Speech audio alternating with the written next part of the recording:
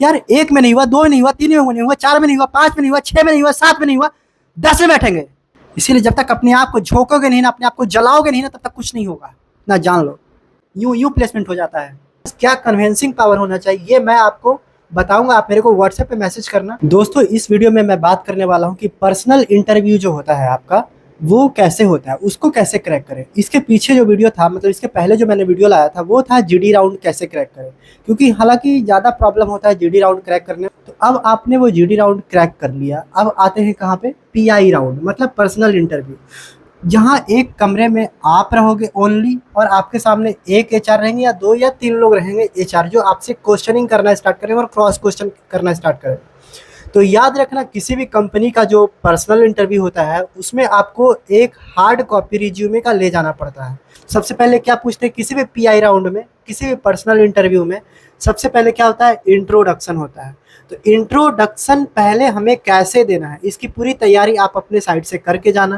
देखो इंट्रोडक्शन मतलब समझो कि आप हो कौन, आपने पास्ट में क्या क्या चीज़ें किया है। इंट्रोडक्शन में आप पहले कैसे देना है ये जानो।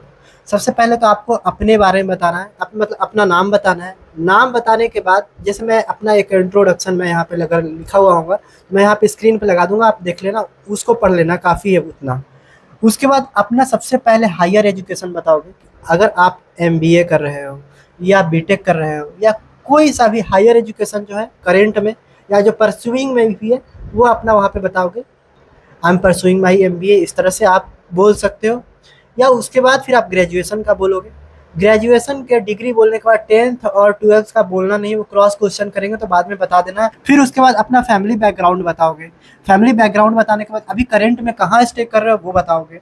उसके बाद फिर बताओगे क्या आपने जो एक्सपीरियंस लिया है, या तो इंटर्नशिप या तो फिर कहीं अगर जॉब करा है तो उसके बारे में आप बताओ। और एक चीज़ और ध्यान रखना, जैसे ही फैमिली बैकग्राउंड बताने लगोगे ना, तो यहाँ हर एक एचआर आपसे पूछते हैं कि आपका जो फैमिली में है कोई पॉलिटिकल बैकग्राउंड या कोई बिजनेस से रिलेटेड कोई आपके बैकग्राउंड में है या नहीं है। अगर कोई पॉलिटिकल बैकग्राउंड है आपका और आप छोटी सी कंपनी के लिए आप अगर इंटरव्यू कर दे रहे हो, तो ज़्यादा मोस्टली चांसेस होता है कि आप उसमें कितना भी आपके पास स्किल्स हो, सेलेक्ट नहीं होगा। इसीलिए जब भी अपना फैमिली बैकग्राउंड बताओ तो नॉर्मल सा बताओ। कहने का मतलब आप समझ गए होंगे। उसके बाद आते हैं हम लोग एक्सपीरियंस पे, कि अभी तक जितना भी आपने जॉब करा है या जो भी आपने रिज्यूमे में डाला है, एक दो उसमें बोल दो, बाकी क्रॉस क्वेश्चंस वो खुद से स्टार्ट करेंगे।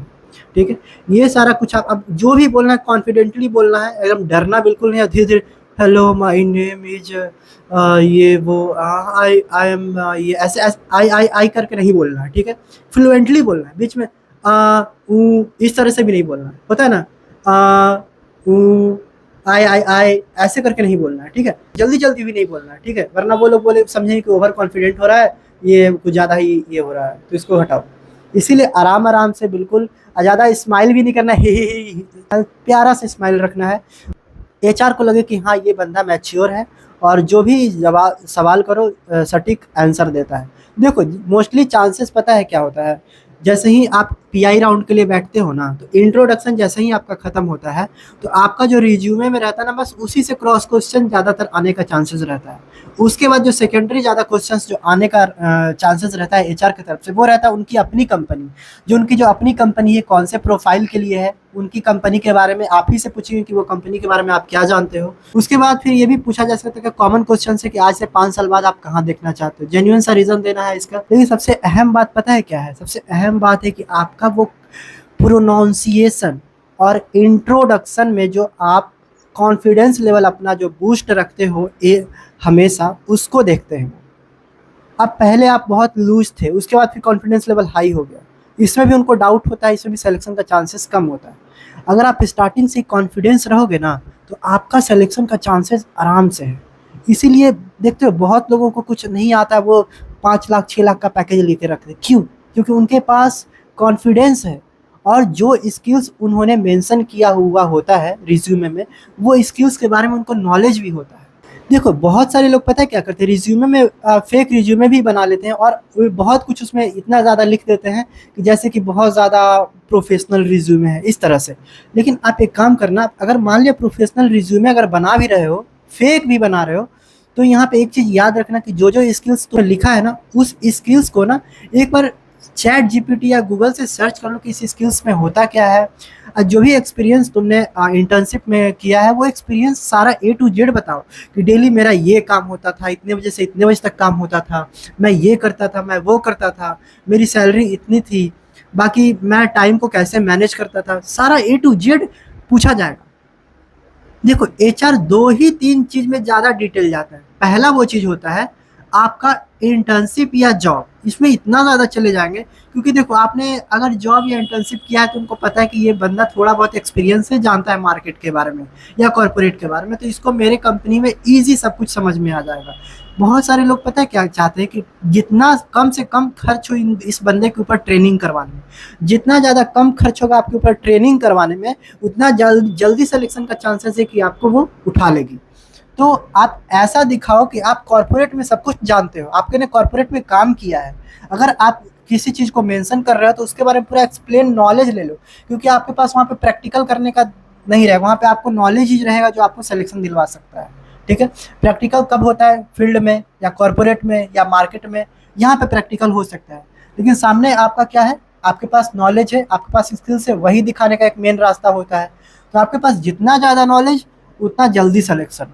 एक चीज़ और ध्यान रखना, अगर कोई बच्चे मार्केटिंग से रिलेटेड कहीं मार्केटिंग सेल्स की जॉब के लिए जा रहे हैं और उसमें अगर PI राउंड होता है तो मार्केटिंग में ज़्यादातर आपको डायरेक्ट वहाँ पे बेचने के लिए बोला जाएगा कि मुझको कुछ भी बेचने के लिए, पेन तो कॉमन सा हो गया आजकल, यूट्यूब पे बहुत सारे वीडियोस पेन बेच के दिखाओ। तो पेन आपके सामने कुछ भी, उनके सामने एक डेस्कटॉप रह सकता है, लैपटॉप रह सकता है, या फिर उनके सामने कुछ फ़ैन रह सकता है। ये कॉमन सी हर एक रूम में फ़ैन, कूलर, AC ये सब रहता है। तो अगर बाय द वे किसी सिस्टम, जैसे कि डेस्कटॉप का एक एग्जांपल ले लेते हैं, एक डेस्कटॉप आपको सेल करने के लिए बोला गया, तो डेस्कटॉप कैसे सेल करोगे? सेल्स का कन्विंसिंग पावर और कम्युनिकेशन पावर दोनों रहना चाहिए, क्योंकि HR जो है उस टाइम 5 मिनट के लिए वो HR नहीं रहता, वो एक कस्टमर बन जाएगा और आपको सेल्समैन बना देगा। तो आपको एज अ सेल्समैन उस कस्टमर को आपको वो प्रोडक्ट एनी हाउ बेच के दिखाना है। अगर वो बंदा बोले नहीं मेरे पास ये डेस्कटॉप है, ये मेरे पास चीज़ है, मैं क्यों लूँ तुमसे, तो उसमें आपके पास क्या कन्विंसिंग पावर होना चाहिए ये मैं आपको बताऊंगा। आप मेरे को व्हाट्सएप पे मैसेज करना, इंस्टा पे मैसेज करना, टेलीग्राम पे मैसेज करना, मैं आपको बता दूंगा पर्सनली, या एक उसकी अलग से वीडियो ले आऊंगा। और बस वही 1 मिनट का जो जवाब होता है ना, उसी में वो इम्प्रेस हो जाता है। ठीक है, और वही इम्प्रेशन आपको जॉब दिला देता है। तो बस ज़्यादा देखो कुछ है नहीं, ठीक है, बस थोड़ा सा तैयारी करो, थोड़ा सा एफर्ट डालो और ओपन रहो, पूरा खुले रहो। तुम जितना ज़्यादा ओपन रहोगे, जितना ज़्यादा वो रहोगे ना, जिज्ञासु रहोगे ना, क्या उसको बोलते हैं कि हाँ, जानने की कोशिश करना कि हर चीज़ क्या कैसे होता है, क्यों हो रहा है, कहाँ हो रहा है, कैसे हो रहा है, ये सारा कुछ जब तुम्हारे अंदर उत्सुकता और जिज्ञासु जब तक तुम अंदर से नहीं होगा ना, तब तक तुम्हारा कुछ नहीं हो सकता। इसीलिए एकदम कॉन्फिडेंट रहो, अपने स्किल्स पावर को मजबूत रखो, अपने इंटर्नशिप को मजबूत रखो। इंटर्नशिप नहीं भी किया तो इतना नॉलेज उसके बारे में ले लो घुस के कि हाँ हमने काम किया था तो ऐसा ही हुआ। HR के सामने ऐसा बताओ ना कि हाँ उसको लगे कि हाँ ये बंदा सच में काम किया है, अब इसको सेलेक्ट कर लेते हैं, इसको मेरे लिए, मेरे कंपनी के लिए बहुत मस्त बंदा है, अच्छे से काम करेगा। बोलता है टारगेट अचीव कर लोगे, इतना इतना करना पड़ेगा, हाँ हाँ कर लूँगा अचीव टारगेट, ये कर लूँगा, वो कर लूँगा, हाँ कर लूँगा, तुरंत सेलेक्ट, चुटकी में सेलेक्ट हो जाओगे। तो ये सारी चीज़ प्रॉब्लम है। बाकी सबसे ज़्यादा पैसा मार्केटिंग में ही है, इतना याद रखना। एक बात और मैं बोलना चाहता हूँ उन बच्चों के लिए जो प्लेसमेंट में बैठने से डरते हैं, लग रहा है कि जैसे उनको HR खा जाएगा। यार आप डरते क्यों, ये बताओ हमको पहले। आपके अंदर कॉन्फिडेंस लेवल एकदम नहीं है, आप हाथ में चूड़ी पहन के बैठ जाओ, फिर अगर कुछ नहीं कर सकते हो तो आप कम से कम जाकर के ओखली में अपना सर तो डालो। उसके बाद आपको पता है कि इसके बाद मेरा कुछ होने वाला नहीं है, जब लास्ट चांस है, अगर आपके थाली में परोस के दिया जा रहा है कोई चीज़ तो आप उसको खाओ। बहुत लोगों को पता है क्या होता है, पहला में निकला ही नहीं है, परेशान हो जाते हैं, घबरा जाते हैं, मर जाते हैं, मिट जाते हैं, सुसाइड कर लेते हैं, कर मेरा नहीं हो रहा, नहीं होगा, अरे अगले में नहीं हुआ, उसके अगले में नहीं हुआ, मतलब 1-2 में ही नहीं होता है तो एकदम पागल हो जाते हैं। ऐसा बिल्कुल नहीं होना है यार। 1 में नहीं हुआ, 2 में नहीं हुआ, 3 में नहीं हुआ, 4 में नहीं हुआ, 5 में नहीं हुआ, 6 में नहीं हुआ, 7 में नहीं हुआ, 10 में बैठेंगे, 50 में बैठेंगे, क्यों नहीं होगा? कॉन्फिडेंस लेवल जो है ना अपना लूज कर ले, तो इसीलिए ऐसे हो जाता है। 50 में नहीं बैठो, 100 में बैठो ना, 70 में बैठो, 80 बैठे, 90 में बैठो, बैठना, लेकिन कभी रुको मत। नहीं होगा, कल आएगी उसमें मैं बैठूंगा, मैं GD राउंड में भी बैठूंगा, मैं PI राउंड में भी बैठूंगा, देखता हूँ मैं कैसे नहीं होता है। नहीं कुछ आएगा, मैं सबका मुंह देखूंगा फिर भी मैं बैठूंगा। मुझे कुछ नहीं आता, मैं नहीं बोलूंगा फिर भी मैं बैठूंगा। मैं सबका चेहरा देखूंगा फिर भी मैं बैठूंगा। मैं नहीं बोल पाऊंगा फिर भी बैठूंगा मैं। मुझे कुछ नहीं आता, इंग्लिश में ही बोलना नहीं आता, फिर भी मैं बैठूंगा। लेकिन एटलीस्ट बैठो तो, बैठो दोस्त, बैठो, जा करके बैठो। पता है अगले दिन नहीं आएगा, दूसरे दिन नहीं बोल पाओगे, तीसरे दिन एक वर्ड तो बोलोगे, चौथे दिन एक लाइन तो बोलोगे, पांचवें दिन एक पूरा सेंटेंस तो बोलोगे तुम, छठे दिन क्या पता पूरा फाड़ के रख दो। तो कम से कम बैठना स्टार्ट करो तुम। कोई भी कंपनी आती है, कैसी भी कंपनी आती है, कम से कम बैठो प्रैक्टिस के लिए। मेरा कहने का मतलब ये है, मेरी बातों को ध्यान रखो और बैठना कभी बंद मत करो, जा करके बैठो और देखते हैं किसके अंदर इतना औकात है कि तुमको प्लेसमेंट नहीं देता है। इसीलिए जब तक अपने आप को झोंकोगे नहीं ना, अपने आप को जलाओगे नहीं ना, तब तक कुछ नहीं होगा ना, जान लो। फिर यही दिन याद आएगा आज से 5 साल बाद कि हाँ मैंने ये चीज़ किया था और आज मैं उसी की वजह से यहाँ पे हूँ। खाना मत खाओ, सुबह मत खाओ, शाम मत खाओ, खाना एक टाइम भूल जाओ, लेकिन तुम प्रैक्टिस करना मत भूलो। अगर प्रैक्टिस नहीं है तो कुछ भी नहीं है। इसीलिए आज से और अभी से प्रैक्टिस करना स्टार्ट कर दो। अपने आप दीवार में मुंडी कर करके बड़बड़ाते रहो घर में, रूम में बैठ करके। सारा कुछ है बोलने के ऊपर डिपेंड करता है दोस्त, सारा कुछ। जब तक नहीं बोलोगे ना, तब तक तुम्हारा कुछ नहीं होने वाला है। अपने हक के लिए भी बोलना पड़ेगा, अपने स्टडी के लिए भी बोलना पड़ेगा, अपना प्लेसमेंट के लिए भी बोलना पड़ेगा, कॉर्पोरेट में चले जाओगे फिर भी बोलना पड़ेगा। इसीलिए बोलो, ये मुंह जबान दिया है बोलने के लिए तो बोलो और प्लेसमेंट लेके दिखाओ। यूं यूं प्लेसमेंट हो जाता है, समझे।